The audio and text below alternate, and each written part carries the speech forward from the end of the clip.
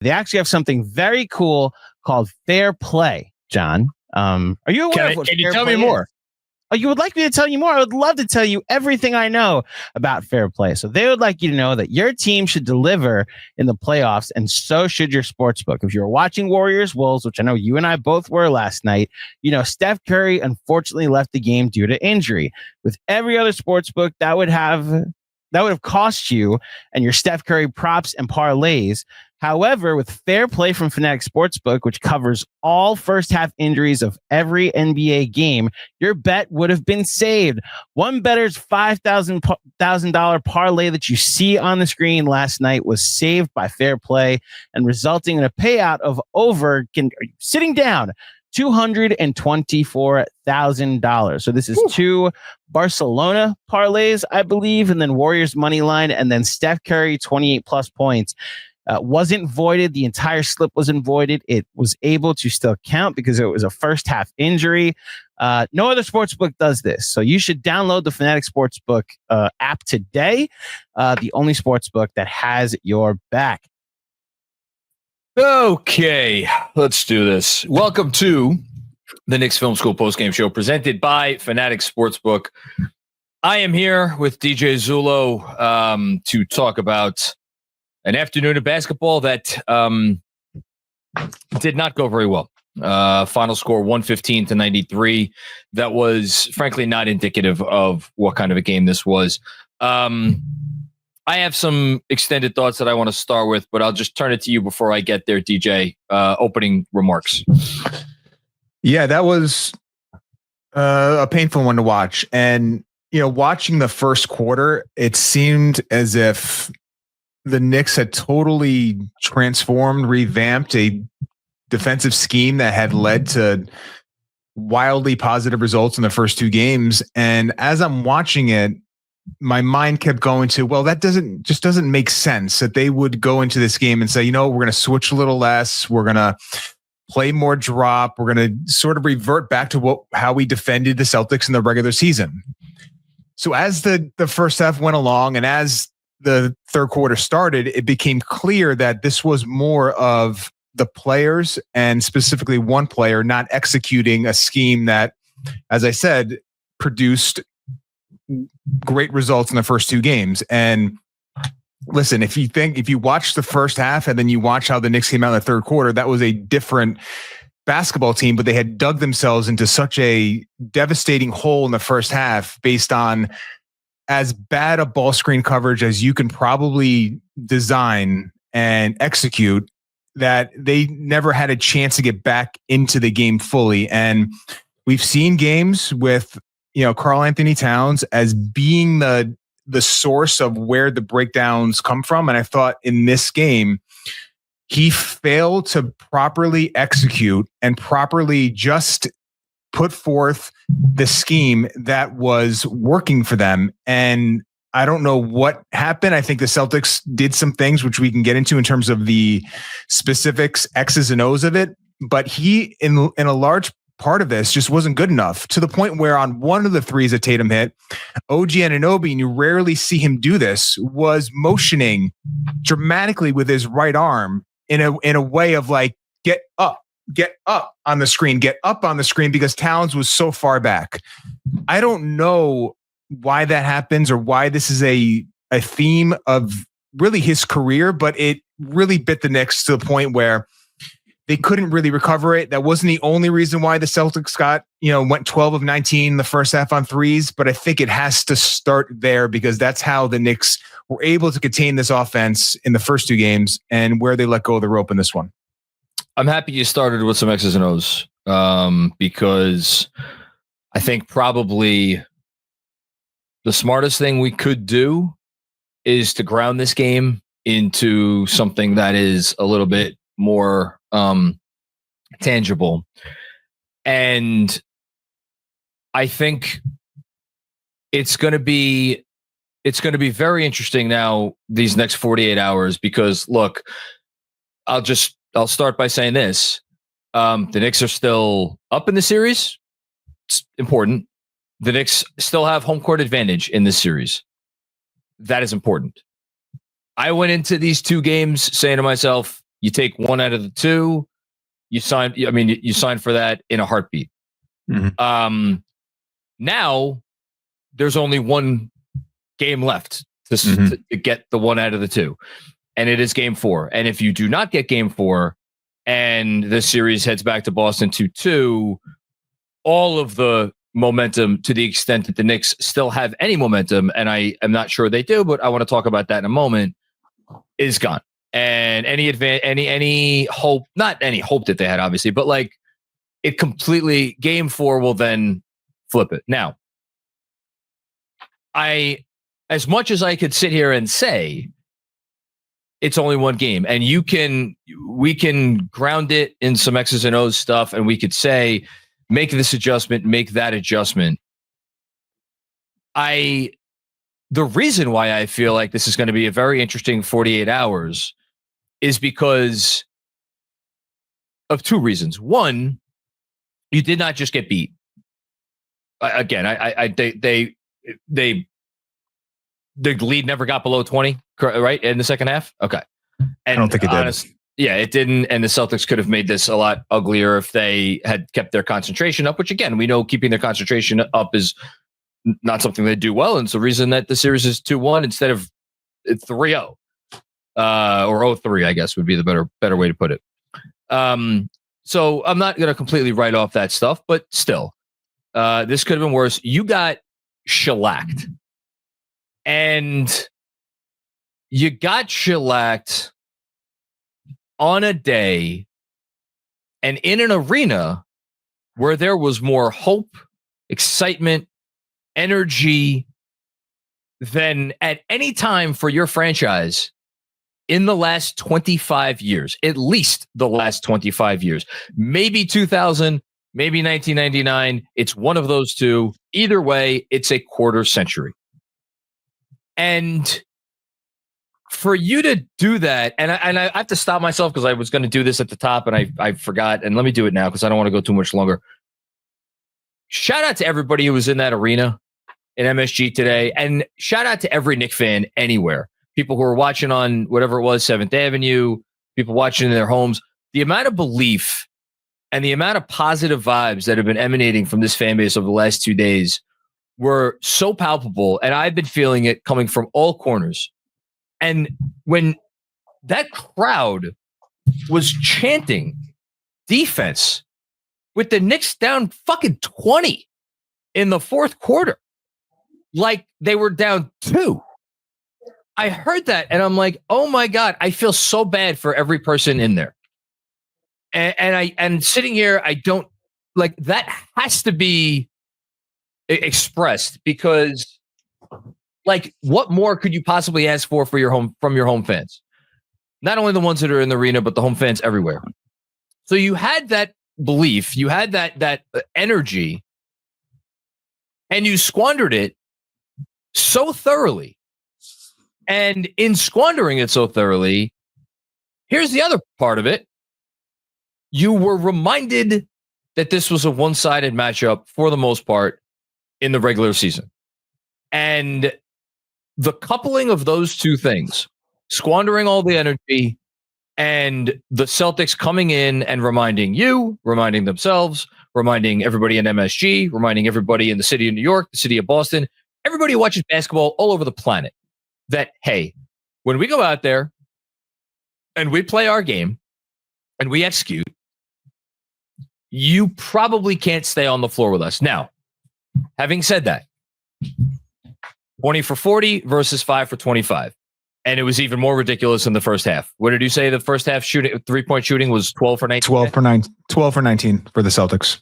So 12 for 19 for the Celtics. The Knicks got their third 3-point make in the beginning of the fourth quarter. So if you want to sit here as a Knicks fan and look at those numbers and say the Celtics were the team that needed to win or they went home, we were the team that had the little bit of wiggle room. They shot the lights out of the ball. We didn't make our third 3 until the fourth quarter. Chalk it up to a bad shooting night. Chalk it up to a championship team that was playing with the appropriate desperation. I'm not gonna I'm not going to completely dispense with that viewpoint, and I'm not going to sit here and say like that viewpoint is unfair or it's nonsensical. But between the defensive end that you already talked about, and more importantly for me at least, the offensive end, if you're the Celtics, are you not going into Monday night's game with all the confidence in the world? You have to. And you mentioned the offense. I mean, another game where the Knicks offense just was unable to generate any rhythm. 80 offensive rating in the half court for the Knicks in this game. I'm not sure if I went out. My connection's still good? Yeah, you're good. You went for a second, but you're back now. Am I still there? Yeah, you're good. Okay. 80 offensive rating in the first half for the Knicks in the half court. That's a theme.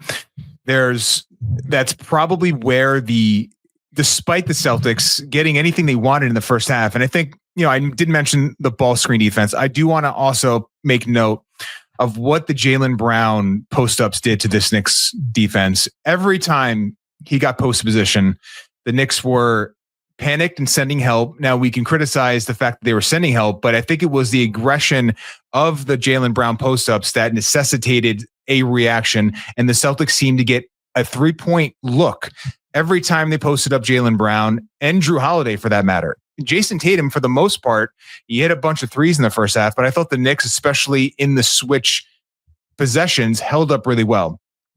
The Jaylen Brown impact here, and he wasn't the Jaylen Brown we're more used to seeing in the first two games. The Jaylen Brown in the first half specifically is the Jaylen Brown that is the 1B, the true all NBA finals level. MVP. That guy. That's the guy that showed up and imparted his will on this game. And it does change the calculus of how you defend this team. And we're still not getting the Porzingis that we know and that we have come to respect. We're getting a guy that's severely compromised. When you factor Brown being also compromised, then it lowers the ceiling of this team. Brown is a huge factor in this game.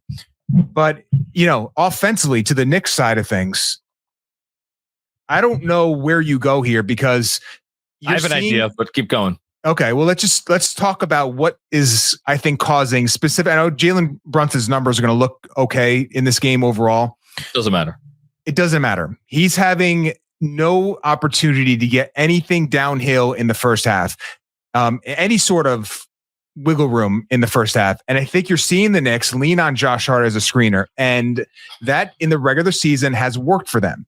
The problem here is that the Celtics defenders, whether it's White or Brown or Holiday, they are going through Hart in a way that Brunson is not getting that separation off the screen, which is it's critical for a player like him who is not going to generate the downhill drives in isolation to do it. He needs to get that advantage. It could be a small one, but he needs an advantage in these ball screen situations. And when you're leaning on Hart to be the primary screener for him, and they did get Hart on some rolls to the rim, that's from the, one of the takeaways I think from this game that you can be positive about.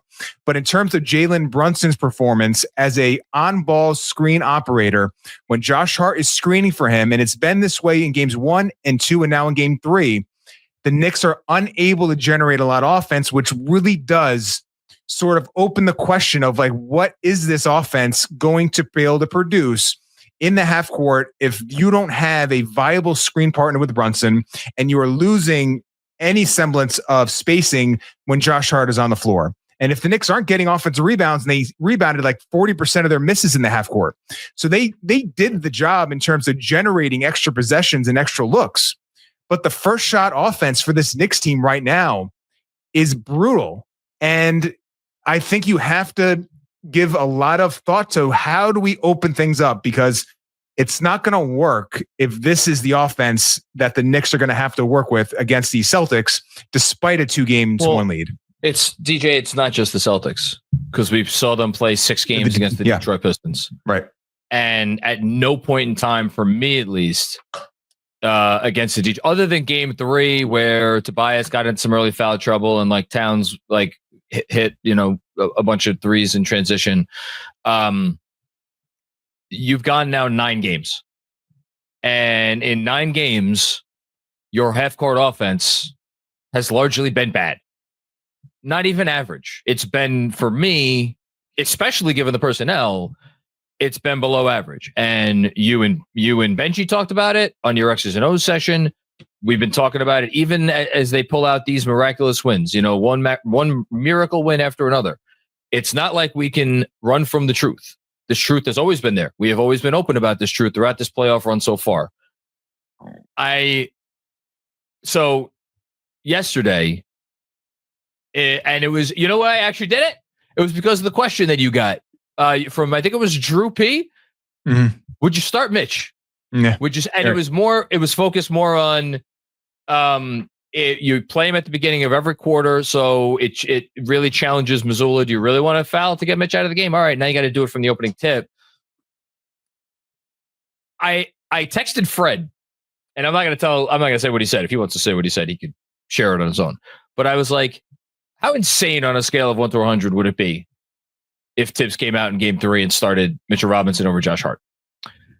And I said that less about the foul thing, about the hack-a-Mitch, which, I mean, your heart had to just break for Robinson as he's holding his head in his hands there at the free throw line in the first quarter. But it was more just about the offense in general. And I thought that had worked so well.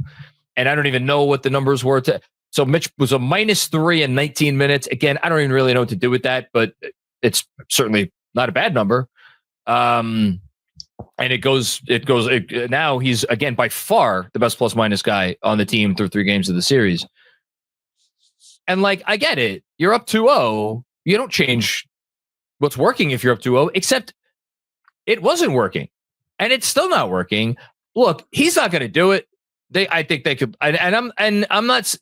To be very clear, what I'm proposing right now, it's not like it doesn't have downsides. You and Benji talked about those downsides. You talked about the pluses, the minuses. So I don't want to rehash that conversation. But as I was watching this, I was like, you know what? Is it that insane? And then, of course, the alternative is, you got Deuce McBride there, who was a -1 in 20 minutes. Again, I don't know how much you make of the individual plus minuses in this game because it was just kind of a weird thing in the whole second half. I just don't know I don't know how much you take from anything that happened in the second half. But it just does not seem like they're able to do enough. Now, that doesn't mean don't play Josh Hart, but it's just, he seems like he would be better off right now as an energy guy off the bench as opposed to part of this starting 5. It feels like we're at an inflection point, and I think I'm glad you mentioned that it's not just the Celtics series. You have the game 1 20-2 run or whatever it was that was really generated by campaign and transition offense. Like, there was no offensive flow in that game. It was game 3 that was the one game where I feel like you had a full offensive performance that was commensurate with like what your talent and regular season baseline was. So and the only hesitation I have is, Josh Hart, I don't know if his back was hurt. He took a really hard fall in this game in the first half. I don't know how much that impacted him. He didn't do all the things that we always talk about that makes the trade-off worth it. And when that doesn't happen, when he's not doing all those things, and you get the cramp spacing on the other end, on the offensive end, then it becomes such a flashing red light. Like, you have to make a change here. So I'm always in the back of my mind, like, we have to not view this game as a indication that Josh Hart in this series can't start and play well. But it's not just this game. It is now basically the entire playoffs, if you look at what this half-court offense is performing.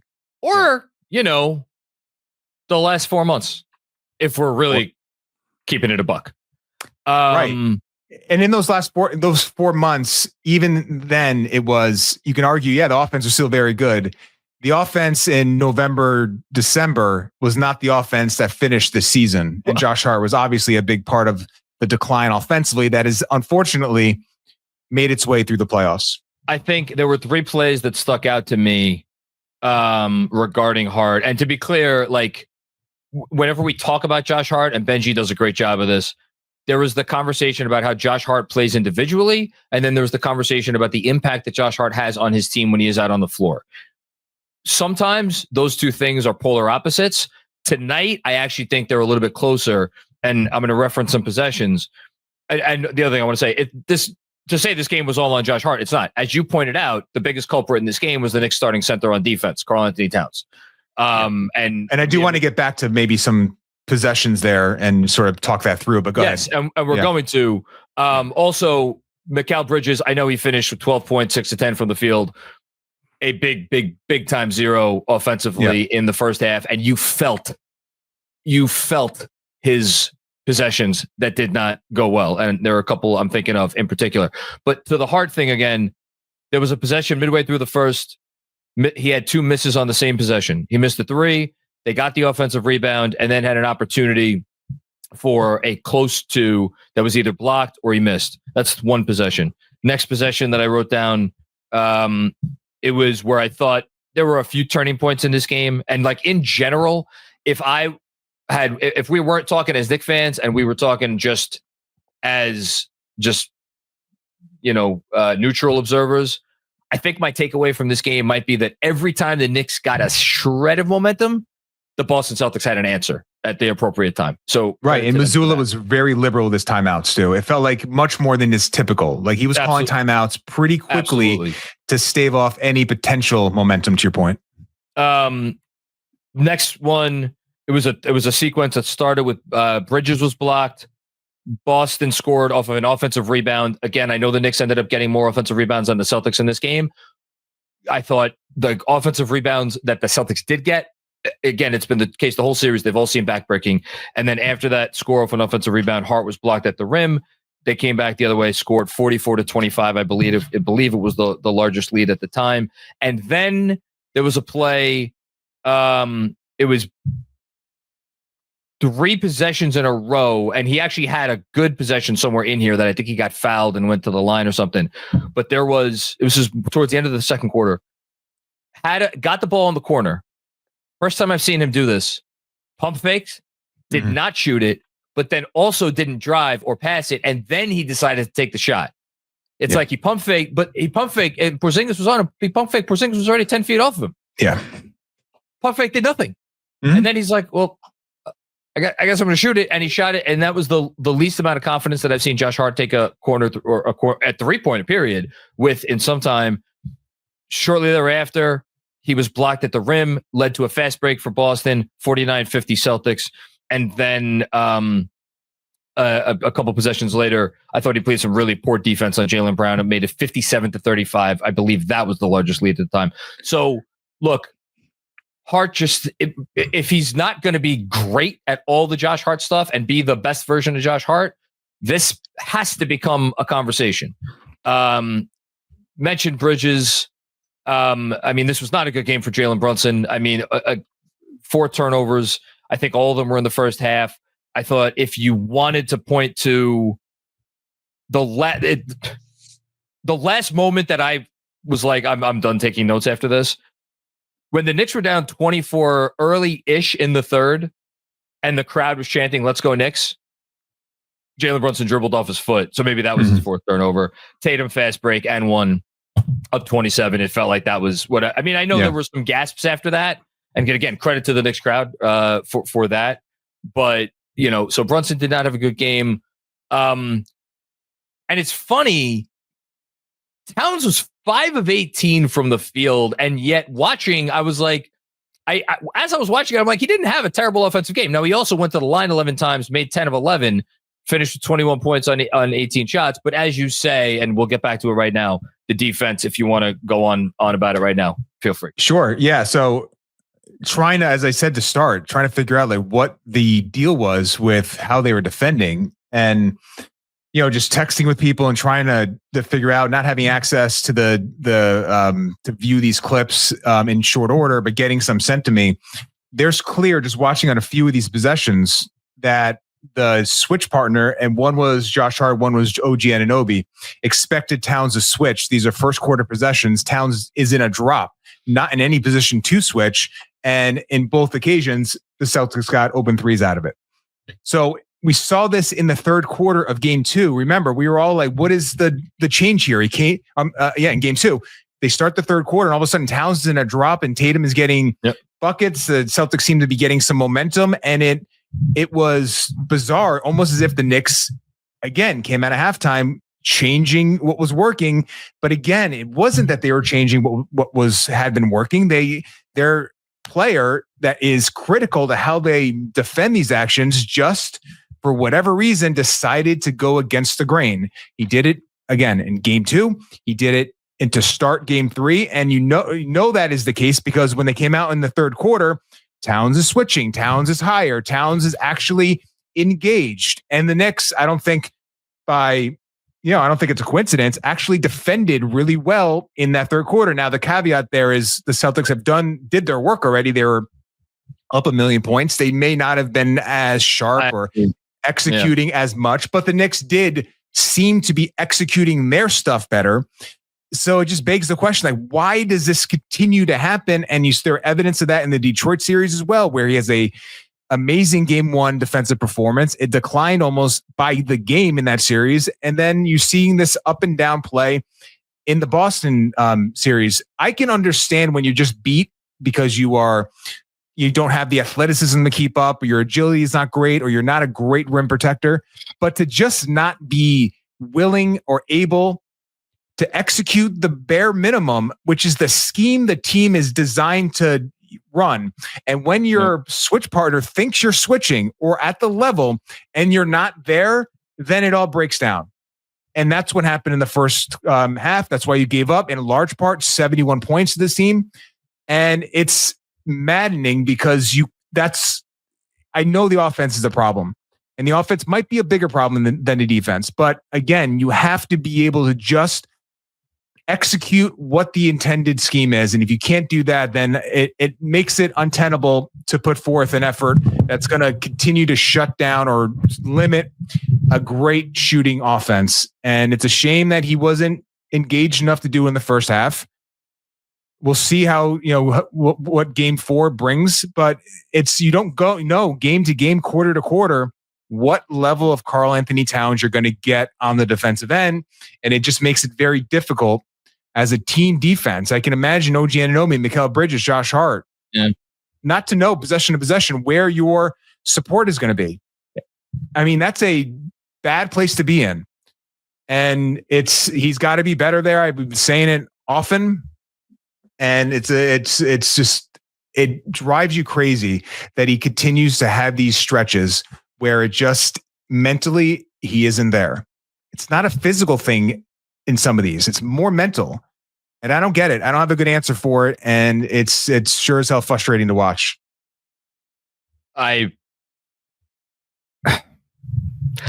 Someone, I think, asked me on the Patreon mailbag, shout out to all of our Knicks Film School patrons, that I recorded yesterday. They were like, they quoted Towns' stats from game 2. And they said, they referenced something I said on the post game after game 2, which is that I was frustrated with Towns. And they're like, what's it going to take for you to buy in? And my answer was like, with great power comes great responsibility, because we know, and I was more referencing the offense, but on both ends, we know what he's capable of. We know what he's capable of because we see it from time to time. And my frustration is with, like, the guys on your team, what they wouldn't give to be blessed with your skill set, And I understand that skill set does not include the quickest feet on defense. I understand. And I understand that is what a lot of this comes back to. And I understand we are asking a lot of him. But this is the playoffs, man. This is the second round. You're playing the defending fucking champs. This is your chance. This is your franchise's best chance, potentially, to win a championship for the first time in 52 years. It takes a lot. And I just looked up some numbers. So Towns for the series in 103 minutes. He's a minus 13, which is actually the best of all the starters. OG Anunoby, believe it or not, is worst. Minus 37. Hart minus 25. Bridges minus 22. Brunson minus 15. Towns minus 13. However, Towns is minus 13 overall in 103 minutes. In the 25 minutes he has played with Mitchell Robinson, the Knicks are a plus 25.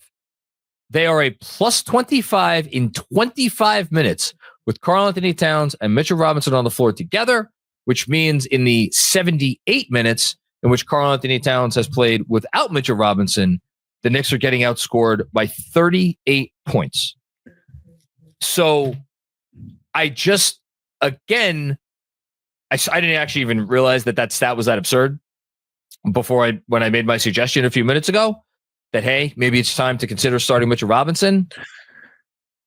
But boy, start him. Just start him. Listen, as you're talking this through, we're talking this through, start the man. I think the free throw part of it, you get him in these games early. I think that's a factor. But let Mazzulla foul him from the opening tip if he wants. Amazing. Then you pull him then. And then you're in the penalty for the entire quarter.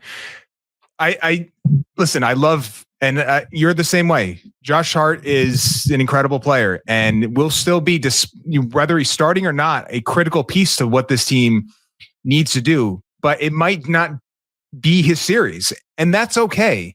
There might be a Mitch series if they can go beyond this. That's not his series. Mitch, for a lot of reasons, is able to dominate this game on the offensive end, and he's able to really support the Knicks ball screen defenders when he's in on the defensive end. His rebounding on the defensive end as well is critical to limiting Boston's second chance points.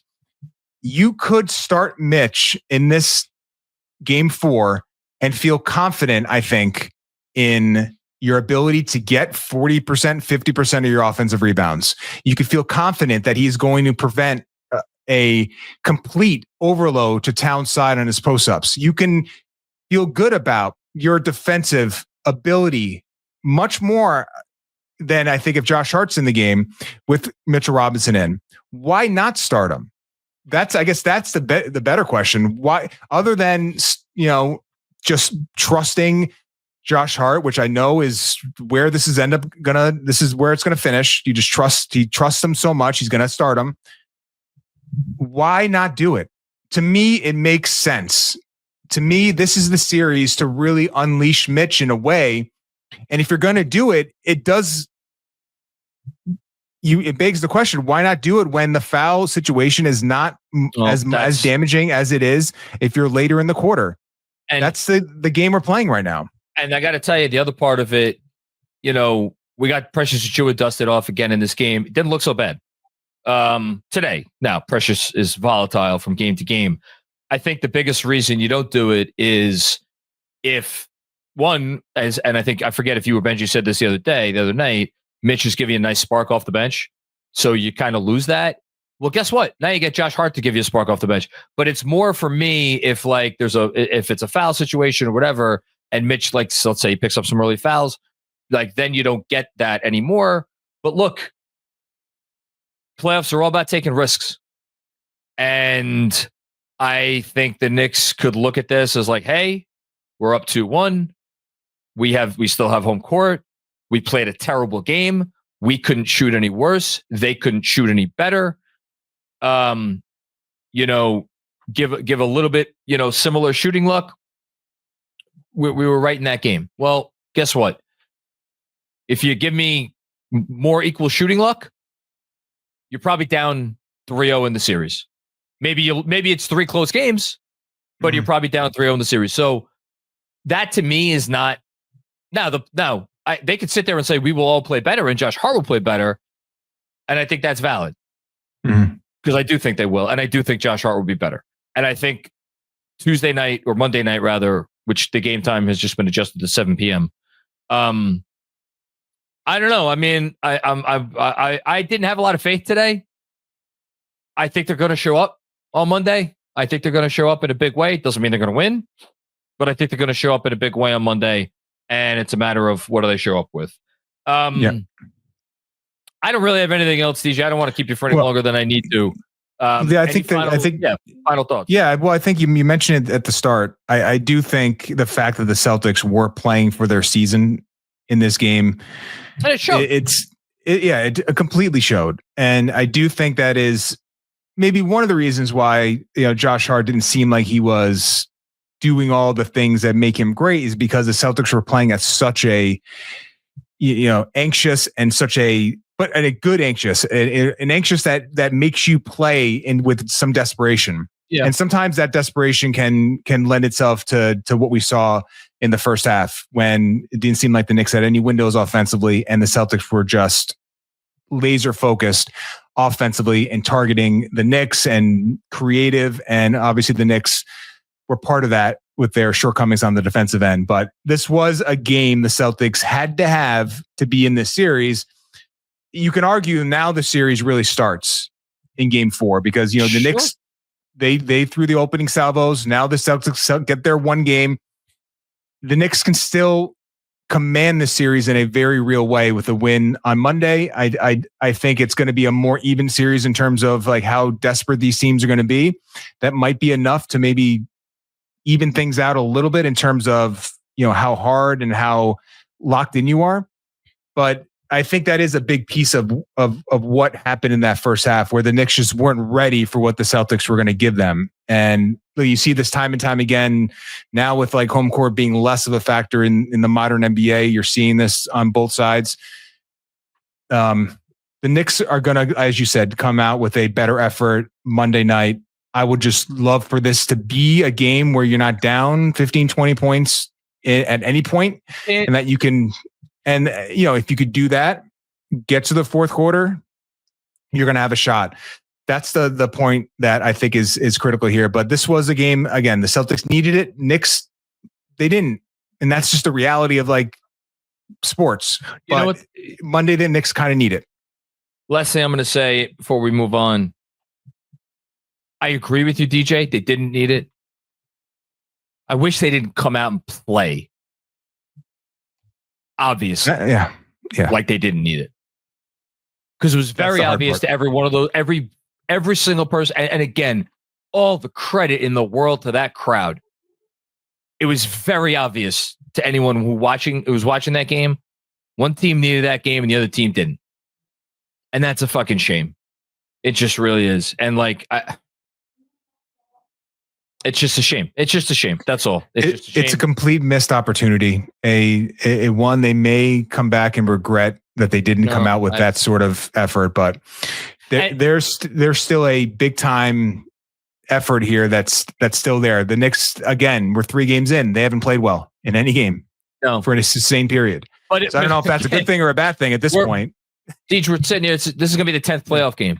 The next playoff game that the Knicks play well for the vast majority of the 48 minutes will be the first. Yeah. And that's where it is. Okay. Let us move on. I believe we have our first super chat courtesy of our friends at Fanatic Sportsbook. And we are first, of course, as we always do, going to go through betting and sweating and the picks that we made. I believe I made one of these picks. I did not even check to see if I hit on this one. I'm the first pick with Josh Hart, 10 plus rebounds. Not quite. Fell short by 4 there. So not a great job by me. At plus 100 there. Karl-Anthony Towns, 2+ threes made. Ooh, man, it was looking good for a second when he drained that deep 3. Just one. It was in like the first couple minutes of the game, right? Mm-hmm.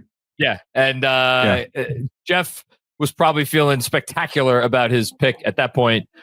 Sadly, was not to be. And then last but not least, Knicks minus 1.5 first quarter. That is from Sean. Got plus 200 on that. Fella, that's been short. I don't have the first quarter score in front of me. We'll just assume that it was a 2-point game at the end of the first quarter and leave it at that. So that's a big 0 for 3, but that's okay, because here's the best part about Fanatics. You could earn up to 10% back on your bets, win or lose, and then use that fan cash on team gear on Fanatics.com. Bonus bets or profits boosts in the Fanatics Sportsbook app. Stay tuned for exclusive offers all playoffs long. Even when you lose, you win with Fanatics Sportsbook. So thank you to them. Those are our betting and sweating picks for this game, of course, again, presented by Fanatics Sportsbook. And we have our first super chat, I believe. No, that's not it. I thought we had a super chat courtesy of Fanatics. Maybe I'm lying. I mean, there you go. That's right. It's our giveaway. How could I forget about our giveaway? All right. We did this drawing earlier tonight. This is our lucky winner. So Twitter user at MBH2697. You won $100 in fan cash. That's the giveaway that we said we were going to do over the course of 48 hours between games 2 and 3. Again, at MBH2697. You just got $100 in fan cash, courtesy of Fanatics Sportsbook. Congratulations. Please DM the Knicks Film School Twitter account or DM the Knicks Film School Twitter account so you can claim your prize. And we are doing another promotion. This is the third one in a row. We're giving away another well, we're not doing it. Fanatics Sportsbook giving away $100 in fan cash. So this is now the third straight game. We're giving away $100 in fan cash. How do you enter? Very simple. Tag Knicks Film School and Fanatics book at and also hashtag sweepstakes on X or Twitter, whichever you prefer. It's the same thing, but whatever you prefer to call it. With your Game 4 Fanatics bet slip. And then, of course, you got to join this post-game show after Game 4 where we'll announce the winner. But one more time, giving away another $100 in fan cash. All you got to do, make your bet on the Fanatics Sportsbook app, and then send a screenshot of that bet with the hashtag sweepstakes on Twitter or X and at Knicks Film School and at Fanatics Book. Okay. Thank you, Fanatics Sportsbook. And I've been teasing this super chat for a while. I think we may actually get it now. Unless I'm lying again. I do a lot of lying on these post-game shows. There we go. Okay. Fanatics Sportsbook giving us $100 in fan cash. Hey there, Knicks fans. Tough loss, but no one has us up 2-1 before the series. I'd say very few people had us up 2-1 before the series started. Congrats to our fan catch winner and happy birthday to you, John. So me, John. Our question, what would 10-year-old you get as a present with $100 in fan cash? So I'm happy I have DJ here because DJ is about my age. 10-year-old me it was in 1983. What would I have gotten with $100 in fan cash? Oh, that's easy. I would have gotten a Patrick Ewing jersey. I don't even think I would have had to think about it. I mean, that literally would be the thing I would get. He was at 10 years old, the big fella, and it's so great to see him at all these games, just walking around. It brings me joy every time I see him. Yep. It would be a Patrick Ewing. I had the T-shirt growing up. I had a bunch of T-shirts of his. Definitely would have used a generous $100 on a Pat Ewing jersey. That would be my 10-year-old self would love that. So absolutely. Yeah. And if I had some left over, it would have been, I was a big hat guy. I'm not so much anymore. I was a big hat guy. I have all my hats from when I was a kid up above. You can't see them. I would have probably spent the leftover on some Knicks hats because if I saw a Knicks hat and I didn't have it, I just wanted it. So thank you, Fanatics Sportsbook. Again, go over to Fanatics Sportsbook. Make sure you enter that contest. Maybe you could be the one to get $100 in fan cash before game or after game 4 where we will do that final giveaway. Okay. Deej, I'm going to let you go. As always, I appreciate you lending your insights. Last words before I get Jad. Yeah. Well, I think that you saw the team have more pace, more urgency in the second half offensively. If there is one thing, I know this is not like a clear, tangible, like here's an X's and O's sort of solution for the half court offense, quicker, more urgent pacing with how they're moving. I think that was a Detroit issue and it's been a Boston issue. They need to get things moving in a quicker, more effective way. And I think it's not to transition necessarily. It's the pacing in and out of their sets in the half court. I think that will go a long way of maybe greasing the wheels a little bit here. Try to give them just some room to operate because it's tough sledding right now. But I did see them crack the opening a little bit in the third quarter, and I think that was generated mostly on quicker pace, more efficient movement. So that could be a way to do it, but haven't seen a lot of it, unfortunately. But it could be there. Could be there for Game 4, and I think that would go a long way of getting this team into a better place in the half court. They got to do something because, like, the ball. Look, I hope. I mean, maybe they start Mitch. Maybe Cat's just a lot better. Boston is a machine, and you saw the machine break down twice, right? Yep. And so we know it can break. But the thing about a machine is once you fix the machine, it gets up right back and running again, and it was running at full speed today. Well, they haven't broken defensively. They were all the breaking and the creakiness was on one end of the floor. This defense is, and this is with Porzingis not being a huge, although he did impact the game in the second half as a rim protector.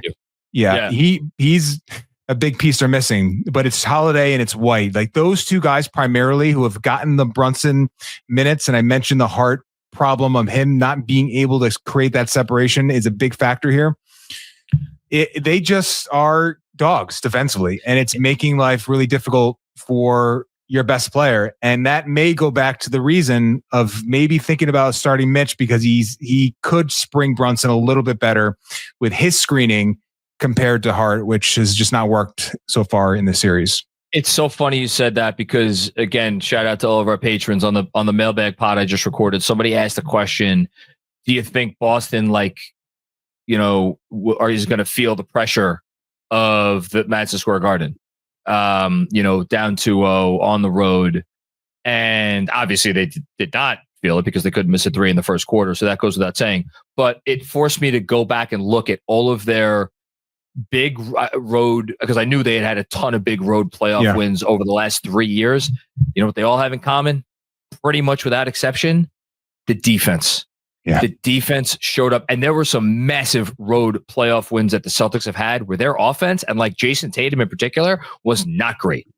Like there was one road win they had where Marcus Smart was their leading scorer. Tatum wasn't good. Brown wasn't good. But you know what they do? They defend. And as you just said, their defense does not break down. Well, listen, Tatum had 22 points on 20 shots today. I know he got off to a good start. Yeah, listen, the 4 threes were massive, and every one of them seemed big in the moment. But yes, I completely agree with you. Yeah, I mean, I think the defense, and then Derek White in general, of all the guys that have really, he hasn't shot amazingly in all these games, but his two-way ability, the block shots, the offensive rebounding from the corners, he's so versatile, and he's such a complementary piece, but it's their defense that keeps them afloat. And that's I think the biggest problem the Knicks have to solve. I think even more so than the ball screen coverage, which I think is more of like the play better button. Yeah. The Celtics defensively are so locked in right now of what the Knicks are trying to do that it is up to the Knicks to throw a wrench into the system. And that might be Mitchell Robinson starting. I mean, that could do it. That would be a wrench. It would be a wrinkle. I'd be curious to see if Tibbs is considering that. I don't know if he is, but it might be the way to go. We'll find out soon enough. DJ Zullo, thank you. Be sure to check out everything DJ does he's all over the Knicks Film School Patreon. He's all over X, putting out film threads on there, doing film work for us just on regular KFS. You can see on the YouTube channel. You're the man, DJ. Thank you. Thank you. All right, man. Later. Talk to you soon. Okay. Man. Wish I could say I was surprised. I wish I could sit here and feel even the slightest bit surprised. I've had feeling for a couple days just that today was not going to go well. Just thinking about this Boston team, thinking about how many times they have showed up so big on the road over the last few years, where they have won a championship, where they have made a finals, and where they pushed the Eastern Conference champion to 7 games in the Eastern Conference Finals. Every single one of those years, they have had to have big wins on the road when their backs were, if not against the wall, where they were at least feeling some pressure. Like, was it back against the wall time last year against the Heat and the Cavs in rounds 1 and 2? No, but like they came off game 2 losses at home, both those series, and then they went out, took care of business like it was nothing. Like, this is part of their DNA. I knew they were going to show up today.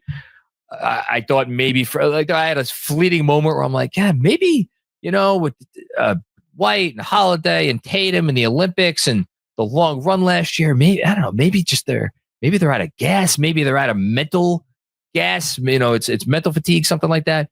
Maybe they're just kind of ready to let go of the rope. No. Champions, if you're an NBA champion, that becomes part of your DNA. And it's the same roster, it's the same coach. So you knew they were going to bring it, and they brought it, and the Knicks didn't. And that's all there is to it.